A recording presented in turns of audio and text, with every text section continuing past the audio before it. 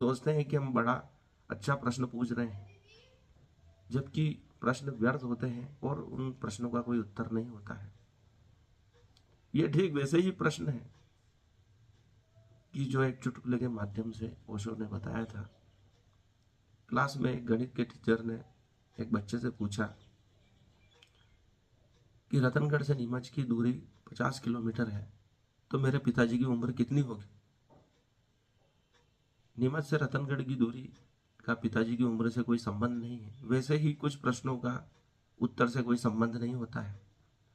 इसलिए भारतीय परंपरा ने परमात्मा और इस सृष्टि को सनातन कहा है, अर्थात ये पहले से ही है। यदि हम इस चीज को समझ जाते हैं तो कोई किसी को बनाने वाले की आवश्यकता ही नहीं रही, क्योंकि कुछ न कुछ पहले से ही मौजूद रहा होगा, उसी से सभी चीजों का निर्माण संभव है।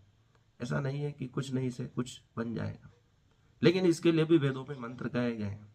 जब कुछ नहीं था तब भी कुछ परमात्मा था, और इस शून्य से ही समस्त सृष्टि का निर्माण हुआ है।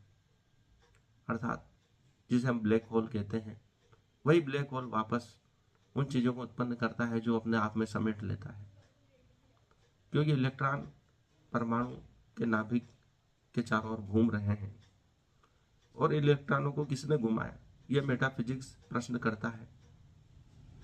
जब इलेक्ट्रॉन को कोई घुमाने वाला मिल जाता है तो उस घुमाने वाले को किसने बनाया, यह प्रश्न उत्पन्न होता है। लेकिन विज्ञान कहता है कि इलेक्ट्रॉन का घूमना और चीजों का हमें स्थिर दिखना एक भ्रम है, क्योंकि इलेक्ट्रॉन इतनी तीव्र गति से घूम रहे हैं कि हम उनको देख नहीं पाते। यह ठीक वैसे ही ये पंखा तीव्र गति से घूमता है तो हम उनकी पंखुड़ियों को नहीं देख पाते हैं।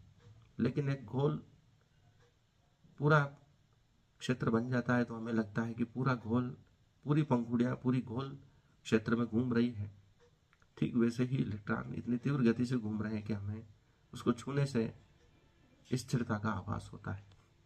वैसे ही शंकराचार्य ने सृष्टि के बारे में कहा गया, यह दिख रही है एक मिथ्या, एक स्वप्न है, क्योंकि यह पहले भी नहीं था और भविष्य में भी नहीं रहेगा। यह बीच का जो मार्ग है, यह स्वप्न का मार्ग है, यह सत्य का मार्ग नहीं है।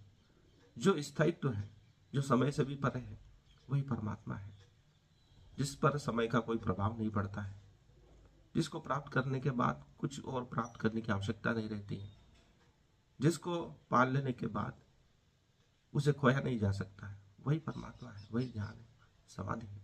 आज के लिए इतना ही मित्रों। इस वीडियो को लाइक करें, चैनल को सब्सक्राइब करें। धन्यवाद।